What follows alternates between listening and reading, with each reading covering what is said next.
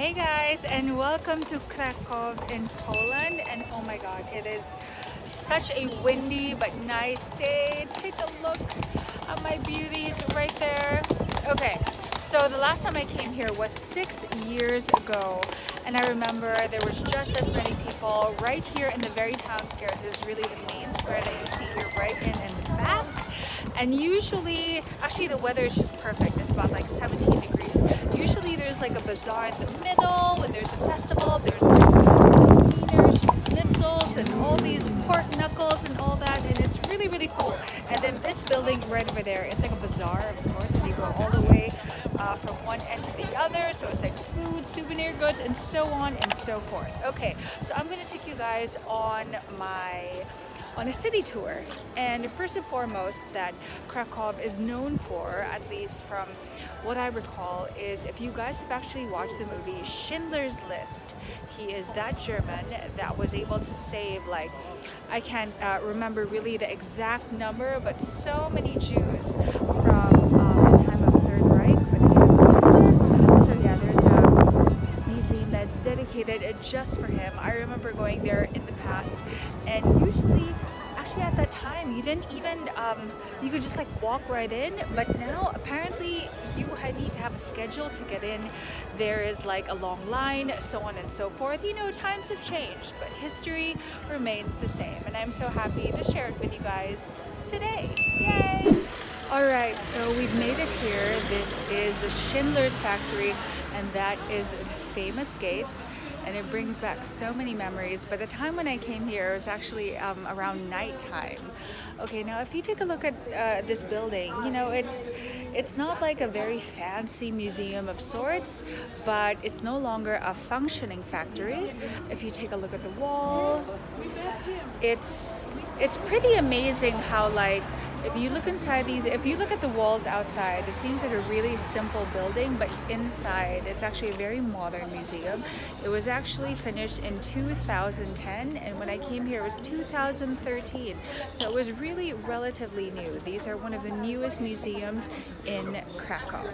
So this guy over here, he was the right-hand man of Oskar Schindler, and I just remembered, my sister reminded me that I met Liam Neeson in New York City. I hope you guys have actually seen that vlog. See, I met no, I didn't meet Oskar Schindler, but I met Liam Neeson, who played Oskar Schindler. Amazing. Oh, alright guys, so when you enter, I can't explain it. It's really, really, really modern, and the rooms are not really big, but at the same time, they're just filled with so much trivia. Like, take a look at this wall over here. It's actually a slideshow that you can like twist, and then you get to see like all these different like photos, antique photos from back in the day, and then they're showing like films. It's a lot. So this museum doesn't only cover the World War, but it also covers like from 1939 to 1945. So it actually covers events that led to the war. So it's just giving you sort of like a background of what Krakow or Krakow was like back at that time. So if you take a look at this room, it has that musty, like old world vibe. When I was here, I only had about an hour and a half. I still have an hour and a half today. If you guys really want to read every single thing, and I highly suggest that you do that, because it is just absolutely one of the best Holocaust museums ever. You need about at least 5 to 6 hours. Seriously guys, it's fantastic. So of course, during that time, there was a lot of repression for the Jews, and in fact, there's like a really old photo here. In fact, a lot of this whole place has all like old photos and what they signify, labels and all that. And it says here, for Germans only. It's kind of like at the time when, you know, African Americans, when blacks were not allowed to enter buses, to sit in buses, to enter certain buildings or whatnot, and it's, yeah. You can even hear in the background just like, I guess like conversations that were recorded, or sort of like a skit that they did of what life was like when you can hear like the sirens of what it was like, and you can see now we're moving forward.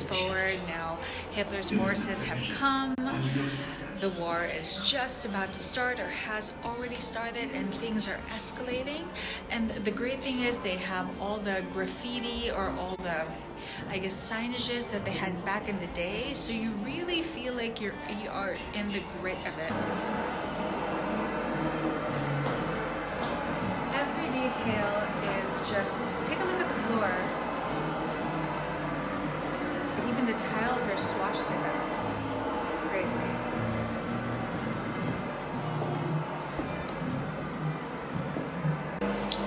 So Hitler loved Krakow so much that he actually wanted to make Krakow the capital of the general government, basically the headquarters for the German Reich.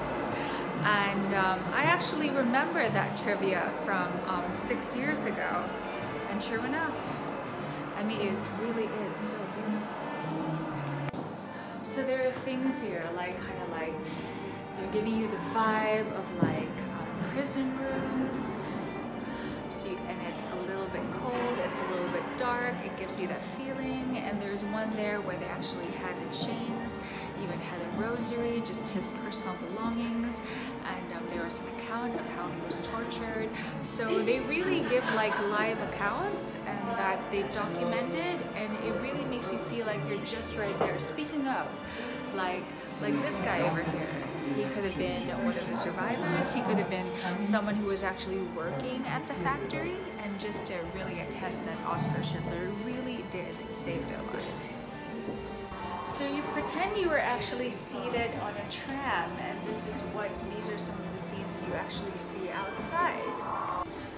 Now, since I was saying that Krakow was like to be, I guess, a favorite of Hitler, and so he started making all these propaganda films. Now this is the floor where they're actually showing the hard-hitting stuff of what the life was like of the Jews in the ghetto. And I don't mean the slang term ghetto like in the hood, but basically the ghetto where they were captured in very inhumane conditions. And this is really the one that grips at the heart. You know what's so interesting is when I came here 6 years ago, a lot of these displays right here had no glass in them. You could actually, I don't want to say touch, but you're really more in with it, and it really made you feel like you're part of that scene, like this one in the house, this lady, like this man over here in the kitchen. But I guess because of social media and a lot of people are doing things for Instagram and having no regard whatsoever for property as such, like a museum, I'm not surprised. If you guys can actually see right there, I'm sorry guys, I don't have like a pro camera that can really show you that's super clear. Those are basically meant to replicate like Jewish tombstones in a cemetery. So they really thought about every single detail to really take you back to the pain, to the trauma, to the such tragic memories. So now we're entering part of the museum that's actually the office of Oskar Schindler. Now what was this factory about? This factory, they basically put enamel in pots and pans. So Oskar had hired as many Jews as he could so that they could be free from harm. And because he was a Nazi, I guess he was also untouchable because he was friends with them. Yeah. So this is his desk. And this map over here is actually an original. And this is what I meant by the pots and pans, what they produced, apart from the enamel as well. And what I recall, inside is sort of like a memoriam with all the many names of the 1,100 plus people that he actually saved. We're just waiting in line.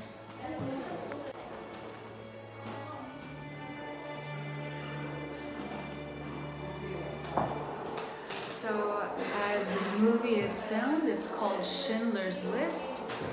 This is Schindler's List. It's actually listed in alphabetical order, every single person that he saved. Amazing. Again, the scenery changes and it really makes you feel like you're in one of the camps, the vicious camps that the Jews had to work in, and their lives were actually taken because of the gruesome conditions.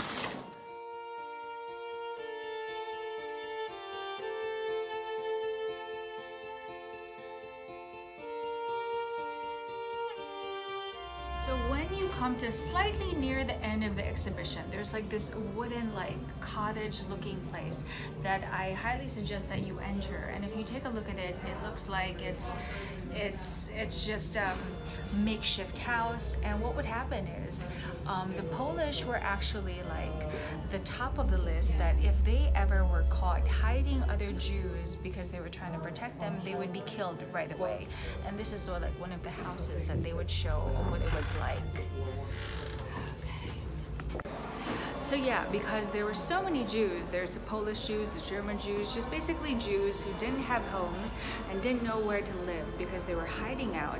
So a lot of the Polish Jews would actually take them in and risk their lives to make sure that they had a place to stay, even if it meant that they would probably get killed, and many actually were, but still they did that to protect one another. So the German occupation actually lasted for 5 years, 4 months, and 12 days.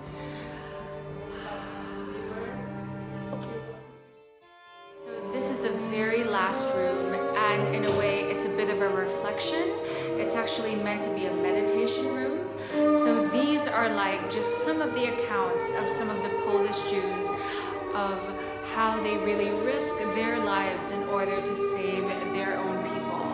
And the question that it leaves with you as you leave this place is basically asking, if you were in the same situation, would you actually do the same for your brethren? So coming to Krakow, I mean, it's sad that it is a museum that really, I guess, tries to commemorate the lives that were lost from the war, but at the same time it's such a great thing to see, to generate awareness. Not that we don't learn it at school, but it's really different to actually come here and get to see it for yourself. So apart from this, there's also Auschwitz, which we're going to tomorrow, and Birkenau. So these are the two concentration camps that I got to visit also 6 years ago. And I cried so much when I was there, and I wonder what it's going to be like now.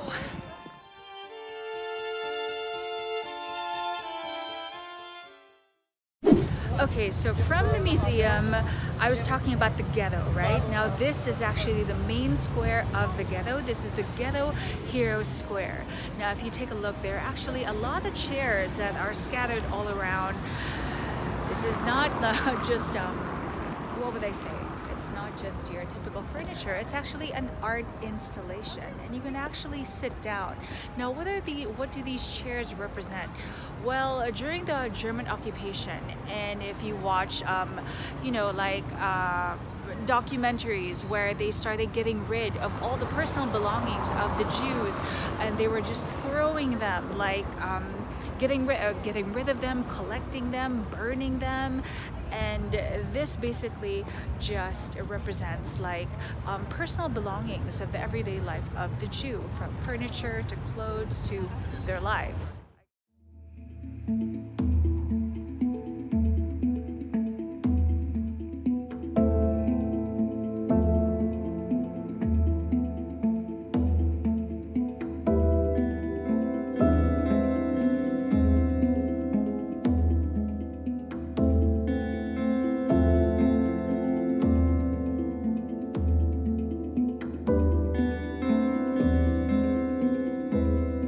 You're a Hungarian Jew who escaped the Holocaust by posing as a Christian. Right.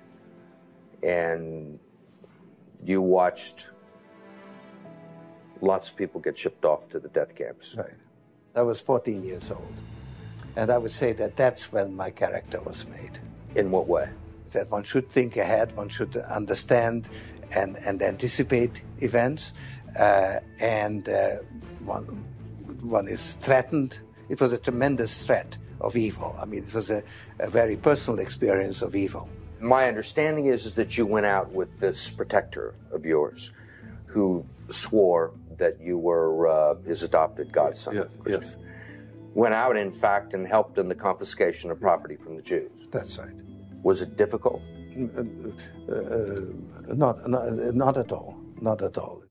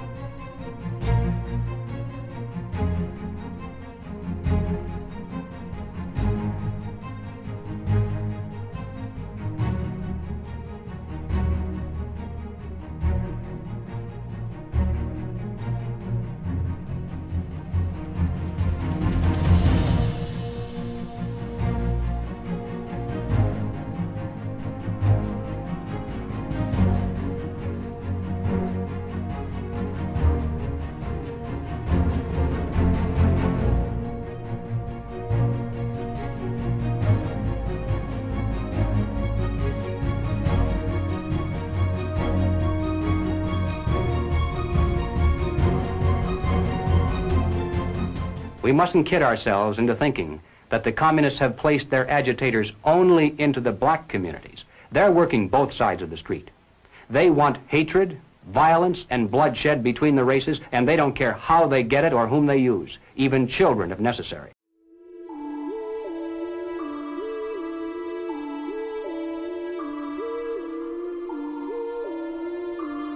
Here is a book that I think ought to be in every home library.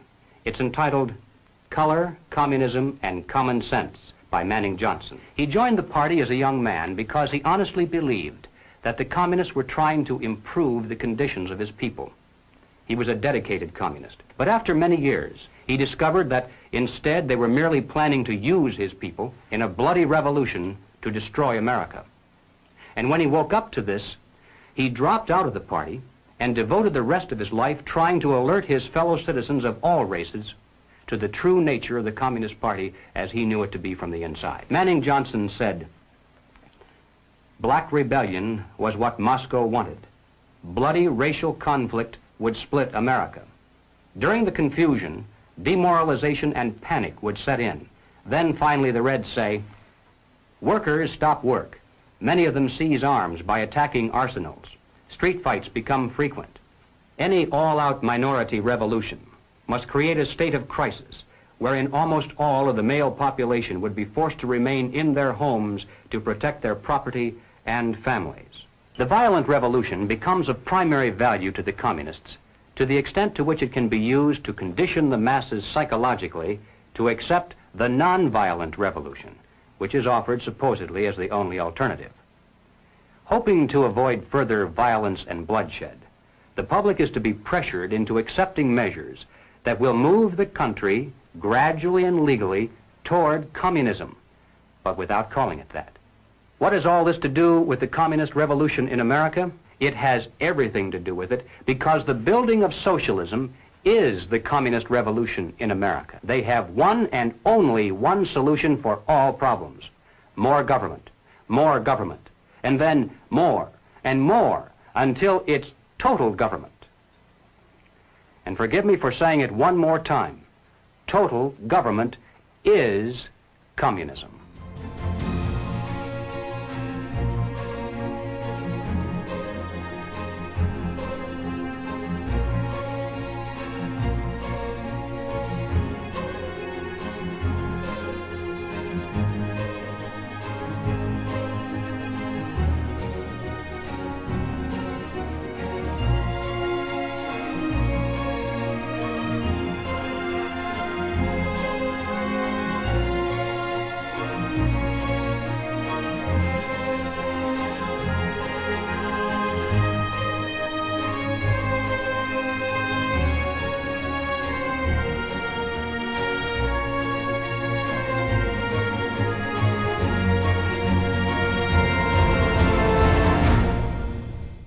So I learned from our tour guide that because this is the main square, what they would do is, so every day the Jews would all culminate here, and they would, I guess this is like an assembly point, and then they would all be distributed or go about working in different German factories that are outside of the ghetto, and one of which was Oskar Schindler's factory. So here right behind me, the word is Apteka, from the word apothecary. It's a pharmacy, guys. So basically one of the more, I guess, memorable people, historical people, was a pharmacist. It was called Eagle Pharmacy. And what this pharmacist would do is that he would actually like give babies, or I guess like inject babies with something. I'm not really sure, maybe I don't want to say a tranquilizer, but something to make them sleep, because remember at that time a lot of Jews were like trying to escape to safety, and you can't really tell a baby to stop crying. So what they would do is he would like inject them with something to make them sleep, and so that when they put them in baskets, they put them in bags. Basically not the most great of conditions to transport babies around, but it was the only way to get them to safety quietly. Okay, so we're moving on to our next location. Now, if you can see, there are actually a lot of golf carts. That is the best way to get around to do a tour of the city. and it's perfect weather right now. It's kind of gloomy, even if it's summer, so it's perfect.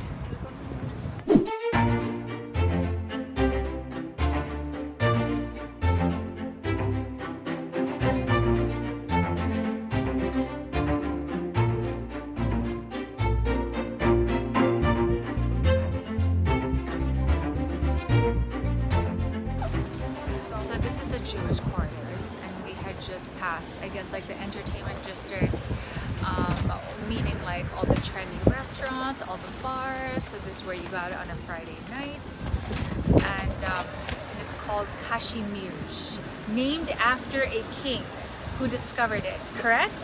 Yes, who actually founded it. Who founded it? Kazimierz. Okay, so we were going around like the Jewish quarters, and this place here, it's like a really, really wide street. It's also just surrounded by different restaurants and cafes. I guess if you're looking for like kosher food, this would be the place to go to.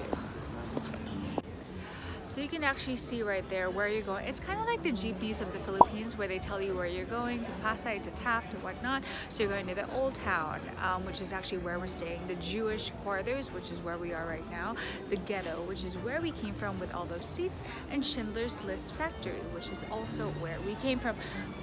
Oh, I thought they were gonna leave me.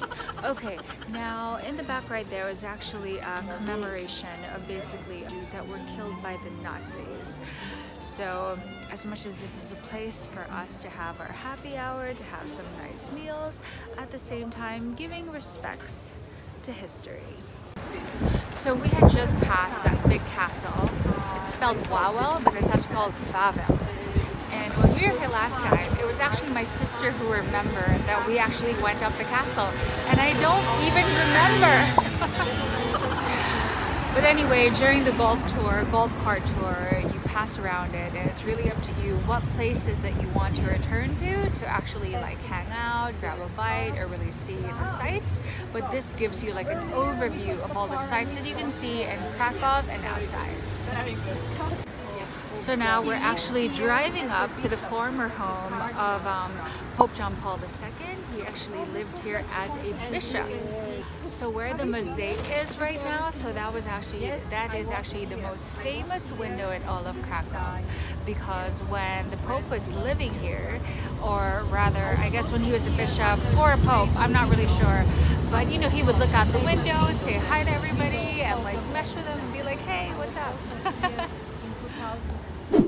So this is the church of Pope John Paul II.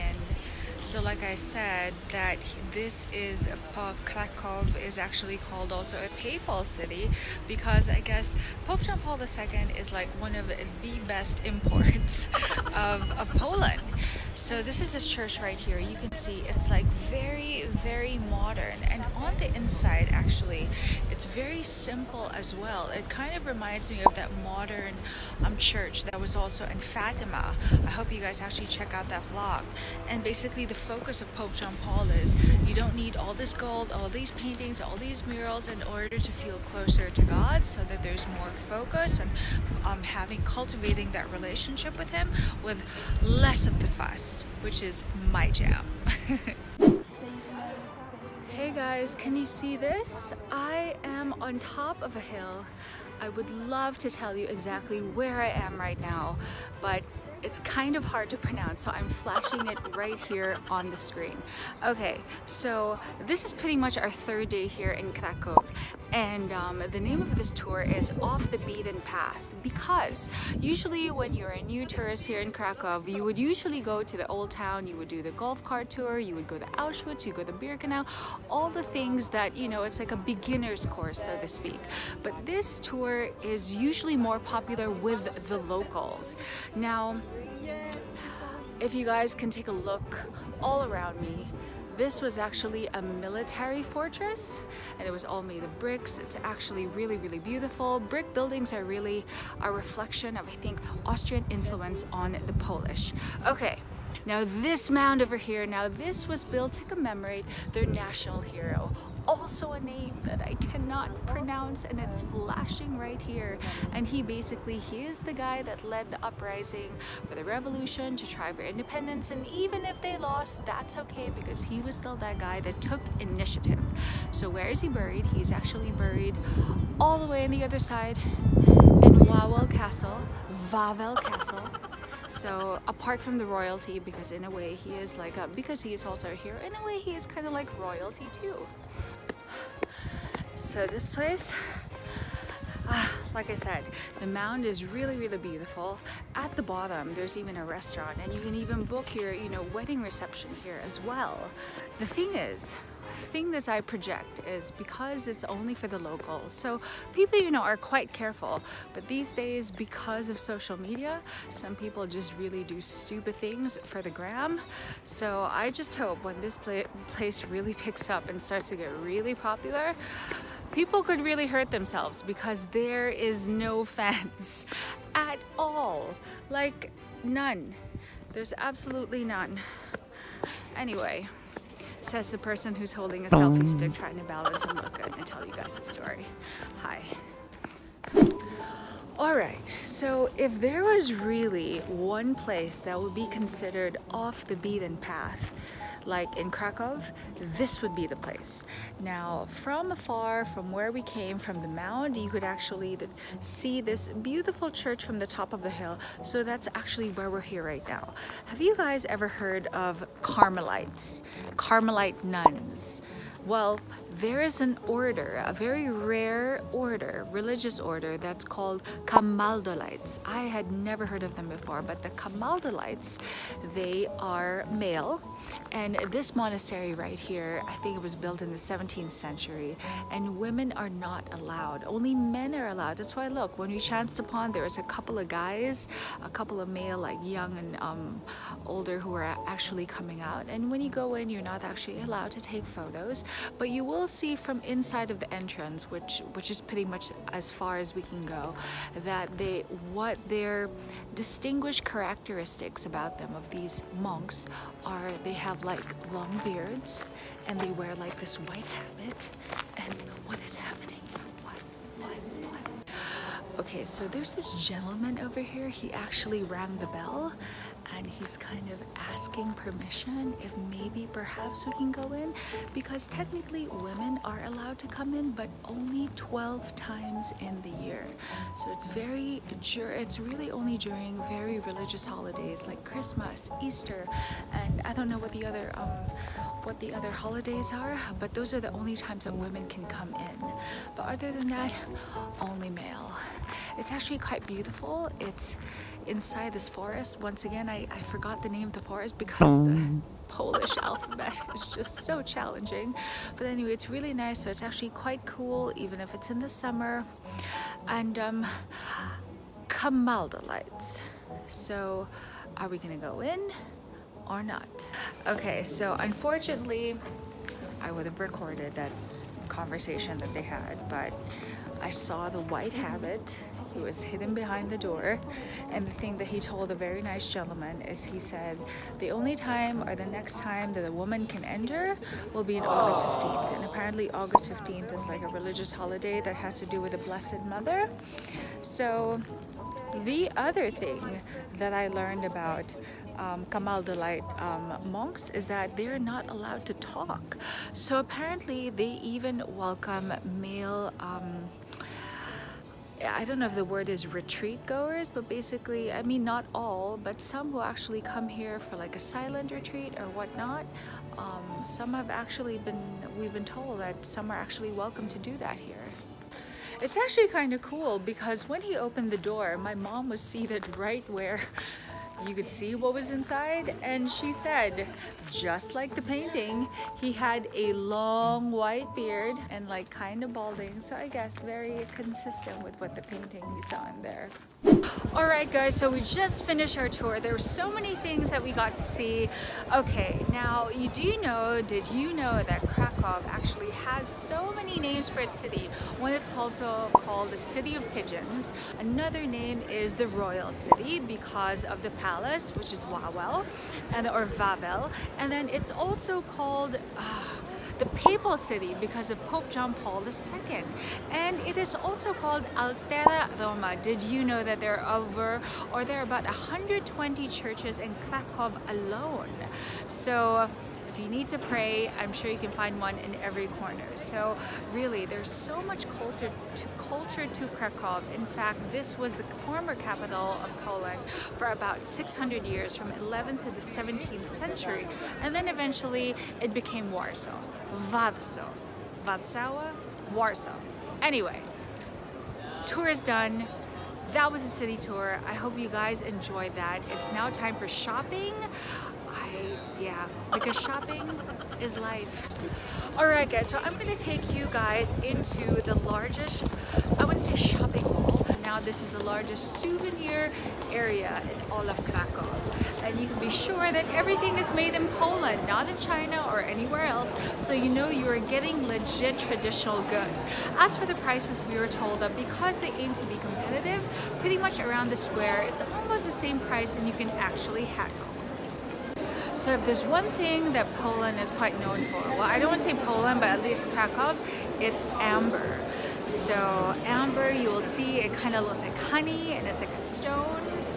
I think it's made from the sap of trees. I think that's what it is.